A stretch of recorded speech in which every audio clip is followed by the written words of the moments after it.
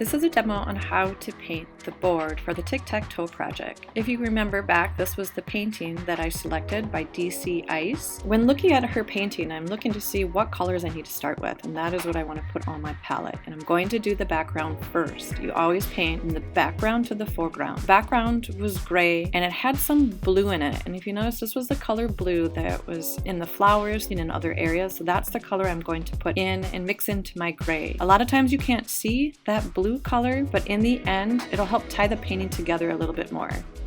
In the background, you'll notice the outer edge is darker than around the characters. It looks similar to a halo, which is also called a vignette. I'm going to continue and move around and build the surface, layering paint on top of paint, blending as I go. That way I also have then the same color gray carry throughout my painting. If you notice up close on the radio, there's lots of different highlights and shadows. To do that, I'm adding paint on top of wet paint, and it's called pushing the paint when you're mixing the paint on the canvas. So I will add more white and I'll add more dark as I go and then blend it. I start the rabbit with a base coat and then I continue to work from there. I'm adding white, blue, and black to create the fur for the rabbit. Again, you won't see the blues just to help it tie it together. This is just the first coat. I'm not adding any detail yet. Again, this is just the first layer. And then I'm going to do other areas. The flowers are blue, and so because the canvas board is black, I put a layer first of white to help make that blue a bit more vibrant.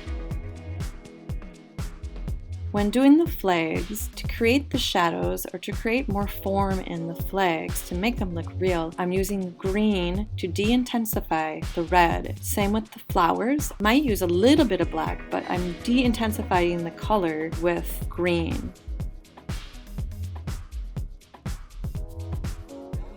To make the orange for the fox, I wanted to use the same color red to help keep my palette simple. I added a yellow, but I used a little bit of the blue to help de-intensify and make the orange darker in areas.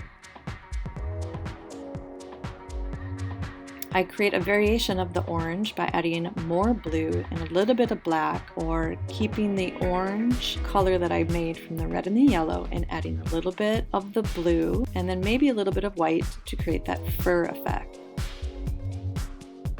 Again, I'm working the surface and lots of layers go on top of the fox to create that implied texture of fur. There's a difference between transparent and opaque paint. Opaque means that you cannot see through it. Transparent means you can see through it. I want my paint to be opaque.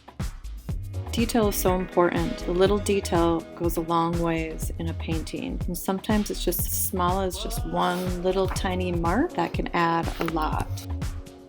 Here's the painting finished. I used a variety of techniques.